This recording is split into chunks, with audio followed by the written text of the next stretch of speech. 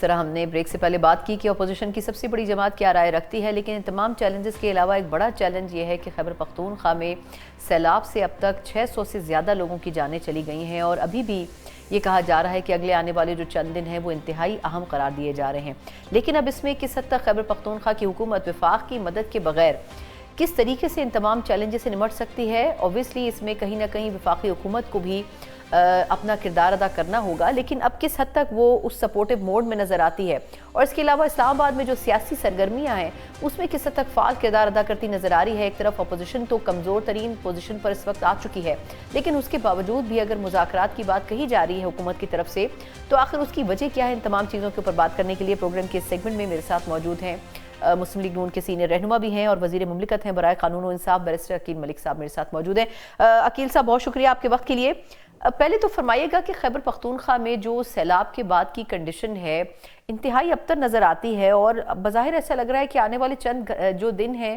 وہ مزید ورس کر دیں گے اس کنڈیشن کو۔ آپ کیا سمجھتے ہیں کہ وفاقی حکومت اس میں کس حد تک سپورٹیو رول پلے کر سکتی ہے خیبر پختونخوا حکومت کے ساتھ؟ بسم اللہ الرحمن الرحیم۔ ثنا صاحبہ بہت بہت شکریہ۔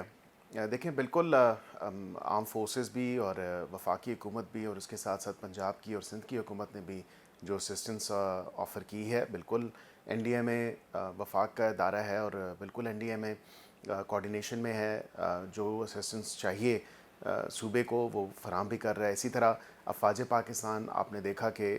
ہمارے جوانوں نے وہاں پہ جا کے جو ریلیف ورک تھا یا ریلیف آپریشن تھا جو وہاں پہ کنڈکٹ کیا پچھلے 2 روز سے، وہ آپ کے سامنے ہیں، اور اس کے ساتھ ساتھ انہوں نے نہ صرف اپنے 1 روز کی تنخواہ بلکہ اس کے ساتھ ساتھ 600 میرے خیال سے جو راشن ہے وہ بھی، اور وفاق کے اینڈ پہ آج وزیر اعظم صاحب کی بھی میٹنگز اور ہدایات یہی رہی ہیں، کیونکہ ایک وفاقی وزراء کا انہوں نے ایک ٹیم بھی تشکیل دی ہے، اور اس میں انہوں نے بھی اپنے تئیں جو وہاں پہ مختلف ڈسٹرکٹس میں جو افیکٹڈ ہیں وہاں پہ انہوں نے سروس بھی کیے ہیں، وہاں پہ اسسٹنس جو پرووائڈ ہو سکتی ہے وہ بھی کی ہے، اور اسی طرح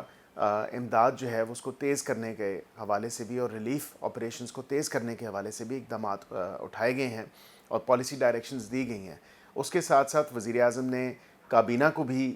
ہدایت کی ہے کہ کابینہ اپنے 1 ماہ کی جو تنخواہ ہے وہ کے پی کے جو افیکٹڈ ایریاز ہیں اس سیلاب سے ان کو جو ہے وہ ڈونیٹ ہوگی، تاکہ یہ ہے تو چلیں علامتی طور پہ، لیکن یہ کہ ایٹ لیسٹ ایک اچھا جسچر ہے وفاقی کابینہ کے حوالے سے بھی اور وفاق کی طرف سے بھی۔ اور اسی طرح جو اقدامات ہیں، جو ریلیف آپریشنز ہیں، جو اسسٹنس ہے، وفاق جو ہے وہ بالکل ان کو پرووائڈ کیے ہوئے ہے اور کرتی رہے گی، اور ان کو مزید جو ہے ریلیف ایفرٹس کو بہتر بھی بنایا جائے گا، مزید فعال بھی کیا جائے گا، اور مزید جو ہے ان میں تیزی بھی لائی جائے گی، کیونکہ یہ پورے پاکستان کا مسئلہ ہے، یہ صرف ایک صوبے کا مسئلہ نہیں ہے۔ یہ کلاؤڈ برسٹ، کلائمیٹ چینج اور موسمیاتی تبدیلی سے کہ جو اس کے اثرات اب دیکھنے کو آ رہے ہیں۔ عقیل صاحب یہ فرمائے گا کہ ابھی کچھ دن پہلے اے پی سی بلائی گئی تھی، جس میں بنیادی طور پر اے این پی کے ساتھ مسلم لیگ نون کی نمائندگی اور پاکستان پیپلز پارٹی کی نمائندگی بھی موجود تھی۔ یہ الگ بات ہے کہ اس کے اعلامیے کو اونرشپ نہیں دی گئی دونوں جماعتوں کی طرف سے جو حکومت میں ہیں، لیکن اس میں جو بات کہی جا رہی ہے کہ بلوچستان اور پنجاب میں جو آپریشنز ہیں بند کیے جائیں، دہشت گردی کے حوالے سے ایک بالکل مختلف حکمت عملی کی بات کی جا رہی ہے۔ آپ کیا سمجھتے ہیں کہ کیا واقعی اس کو اون کرنا چاہیے وفاق کو یا حکومت کو، یا آپ سمجھتے ہیں کہ صرف آپ ایک علامتی نمائندگی کے لیے اس اے پی سی میں اور آپ کی جماعت شریک ہوئی تھی؟ دیکھیں بالکل اے این پی نے ایمن ولی خان صاحب نے اے پی سی بلائی اور بالکل ہمیں دعوت تھی اور ہم نے اس کو جوائن کیا۔ اے پی سی آل پارٹی کانفرنس کو جوائن کرنے کا مطلب یہ نہیں کہ ہم ان کے بالکل جو موقف شاید وہ سیاہ و سباق سے اگر ہٹ کے ہو یا وہ سچویشن نہ ہو جس طرح اس کو پریزنٹ کر رہے ہوں، تو ہم نے بالکل اپنا موقف رکھا۔ سینیٹر جو ہمارے بلکہ دیگر سینٹ کے اراکین بھی وہاں پہ موجود تھے، عرفان صدیقی صاحب موجود تھے، انہوں نے پاکستان مسلم لیگ نون کا موقف رکھا، اور بالخصوص انہوں نے یہ کہا کہ میں پنجاب صوبے کی نمائندگی نہیں کر رہا، لیکن بار بار آپ پنجاب کی طرف جو الزامات لگاتے ہیں وہ بھی درست نہیں ہیں، کیونکہ پنجاب تو سب سے پہلے کوئی بھی صوبہ ہے، کیونکہ یہ چاروں اکائیاں مل کے ہی پاکستان بناتے ہیں، تو آپ یہ کم از کم تفریق مت کریں اس تمام تر معاملے کے اوپر۔ تو بالکل انہوں نے جو پاکستان مسلم لیگ نون کا موقف تھا وہ واضح طور پہ پیش کیا. اسی طرح پیپلز پارٹی نے بھی اپنا موقف واضح طور پہ پیش کیا, اور ہونا بھی چاہیے, کیونکہ اے پی سی کو جوائن کرنے کا مطلب یہ نہیں کہ اس سے جو ریزولوشن نکلے گی یا جو وہاں سے اعلامیہ جاری ہوگا اس کے ساتھ بالکل منوہن اس کو تسلیم کرنا ایسا نہیں ہے, کیونکہ ہمارا اپنا ایک موقف ہے, ہم نے اپنا موقف پیش کیا اور پریزنٹ کیا اس اے پی سی میں. سر لیکن یہ فرمائے گا کہ ایک طرف ہم بات کر رہے ہیں کہ حکومت کی پالیسی کچھ اور ہے, خیبر پختونخوا حکومت کی پالیسی ٹیررزم کے حوالے سے کچھ اور ہے, لیکن اگر دیکھا جائے تو ہر پلیٹ فارم پر اب یہی بات کی جا رہی ہے کہ بات چیت کا ماحول ہونا چاہیے اپوزیشن اور حکومت کے درمیان. اسپیکر قومی اسمبلی کے بعد اب چیئرمین سینٹ نے بھی اسٹیٹمنٹ دے دیا ہے کہ مذاکرات اور بات چیت ہی واحد راستہ ہے. تو آپ نہیں سمجھتے کہ کیا واقعی حکومت کو بھی اب سنجیدگی سے مذاکرات کی طرف آنا چاہیے؟ دیکھیں ثنا صاحبہ, وہ جو پہلے مذاکراتی کمیٹیز تھیں وہ تحلیل نہیں ہوئی تھیں, اپنے تئیں پی ٹی آئی نے تو وہ تحلیل کر دی تھی, لیکن اسپیکر صاحب نے اس وقت بھی یہ دو ٹوک موقف لیا تھا. انہوں نے کہا کہ آپ اگر اس کو ڈیزالو کرنا چاہتے ہیں تو بے شک کریں, میں اس کو ڈیزالو نہیں کروں گا. اور اسپیکر صاحب نے اس دن بھی یہ بات واضح طور پہ کہی کہ میرا آفس آپ کو فیسیلیٹیٹ کرے گا. اور میں سمجھتا ہوں کیونکہ اب کافی ریکننگ ہوئی ہے پی ٹی آئی کے لوگوں کو, میں آپ کے پروگرام سے یہ ضرور شیئر کرنا چاہتا ہوں کہ آئل کے اس طرف بیٹھے ہوئے جو لوگ ہیں, جو اپوزیشن بینچز پہ بیٹھتے ہیں, بالخصوص جن کا تعلق سنی اتحاد کونسل کہہ لیں یا پی ٹی آئی کہہ لیں, تو وہ لوگ بالکل ایک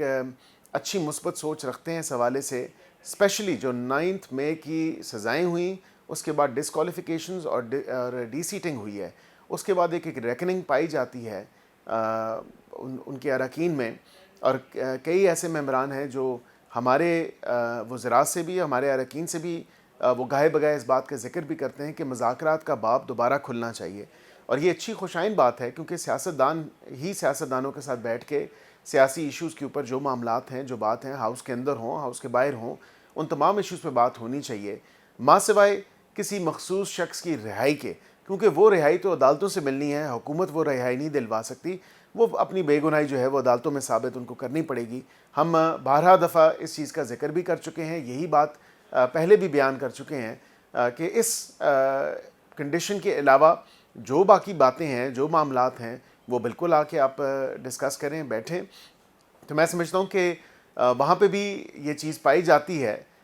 کہ مذاکرات کا باب دوبارہ کھلنا چاہیے اور مذاکرات ہونے چاہیے. تو میں انشاءاللہ دیکھ رہا ہوں کہ عنقریب جو ہے مذاکرات,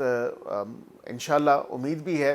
کہ مذاکرات جو ہیں وہ دوبارہ بحال ہوں گے, مذاکرات کا یہ سلسلہ جو ہے وہ دوبارہ سے شروع ہونے والا ہے انشاءاللہ. وکیل صاحب, آپ کیا سمجھتے ہیں کہ خان صاحب کی رہائی پہلے پاکستان تحریک انصاف کے مطالبات کا حصہ تھا, اب اگر مذاکرات ہوتے ہیں تو کیا حکومت کو یہ مطالبہ قابل قبول ہوگا اگر مذاکرات کے ایجنڈے پر لایا جائے, یا پھر آپ سمجھتے ہیں کہ اس ایک مطالبے کو چھوڑ کے باقی تمام پوائنٹس کے اوپر بات ہو سکتی ہے؟ دیکھیں, یہ تو ہم نے ان کو کئی مرتبہ, کیونکہ وزیر اعظم نے اپنی میڈن سپیچ سے لے کے اور آخر میں اگر آپ دیکھیں بالکل موسٹ ریسنٹلی بجٹ کے دنوں میں بھی اپوزیشن بینچز پہ گئے اور انہوں نے بالکل ان سے بات چیت بھی کی, ملاقات بھی ہوئی, دوبارہ مذاکرات کی بات بھی ہوئی. تو ہم تو ڈے 1 سے مذاکرات کے حامی ہیں, اور ہم کہتے ہیں کہ اگر کوئی ایشوز ہیں تو مذاکرات کرنے چاہیے, اور بالکل ان مذاکراتی کمیٹیوں میں کو آپس میں ملنا چاہیے, اور یہ معاملہ جو ہے بیٹھ کے حل ہونا چاہیے, سیاسی بیٹھکوں میں, سیاسی نشستوں میں اس کا حل تلاش کرنا چاہیے. ہم نے یہ بھی پچھلی جب مذاکرات ہوئے تھے پچھلی دفعہ, تو ہم نے یہ کہا تھا کہ خان کی رہائی جو ہے وہ ہم نہیں دے سکتے, کیونکہ حکومت کا یہ کام نہیں ہے, یہ عدالتوں کا کام ہے, وہ سزا ان کو ہو چکی ہے, ان کی اپیلیں پینڈنگ ہیں. ہم کس طرح عدالتی کام میں انٹرفیئر کریں یا لیگل پروسیس میں انٹرفیئر کریں جب ایک لیگل ریکورس جو ہے آپ نے آپٹ کیا ہے اور آپ نے وہ رستہ چنا ہے. کیونکہ ہم نے بھی 2 سال 3 سال بعد جا کے ہماری بھی اپیلز جب ٹیک اپ ہوئیں, ہمیں بھی تو انصاف عدالتوں نے ہی دیا, اور ہم نے اپنی بے گناہی عدالتوں میں جو ہے وہاں پہ پروف کی. یہ حکومت سے ڈیمانڈ کرنا میں سمجھتا ہوں کہ سراسر انجسٹیفائڈ ہے اور غلط ہے کہ حکومت شاید کسی کی رہائی کو ممکن کرا سکے. حکومت کسی کی رہائی کسی عدالتی پروسیس میں مداخلت کر کے جو ہے وہ پاسبل نہیں کر سکتی. ان کو وہیں پہ اسی فورم پہ جا کے اپنی جو بے گناہی ہے وہ ثابت کرنا ہے اور ریلیف وہیں سے حاصل کرنا ہے. بہت بہت شکریہ. ہمارے ساتھ موجود ہے بیرسٹر عقیل ملک صاحب, جو کہ وزیر مملکت ہیں برائے قانون و انصاف. یقیناً حکومت بظاہر تو ایسے لگ رہا ہے کہ مذاکرات کے حوالے سے سنجیدہ بھی ہے اور کوشش بھی کرنا چاہتی ہے, لیکن ایسا محسوس ہوتا ہے کہ پاکستان تحریک انصاف کو بڑے محدود پوائنٹس یا ایجنڈا کے ساتھ مذاکرات کے حوالے سے سامنے بیٹھنا پڑے گا۔ اب دیکھنا ہوگا کہ آیا ایک طرف جہاں معافی نامے کی بات کی جا رہی ہے وہیں پر پاکستان تحریک انصاف اس معافی نامے کے اوپر کوئی گفتگو بھی کرنا چاہے گی یا پھر نہیں۔ ایک مختصر وقفہ اور اس کے بعد جہاں ہم نے فلڈ کے حوالے سے بات کی ہے اپنی گفتگو میں، کس حد تک فلڈ کے حوالے سے تیار ہے خیبر پختونخوا کا صوبہ اور پورا پاکستان کتنا اس ڈیزاسٹر سے افیکٹ ہوتا ہوا نظر آ رہا ہے، اس کے اوپر بات کریں گے۔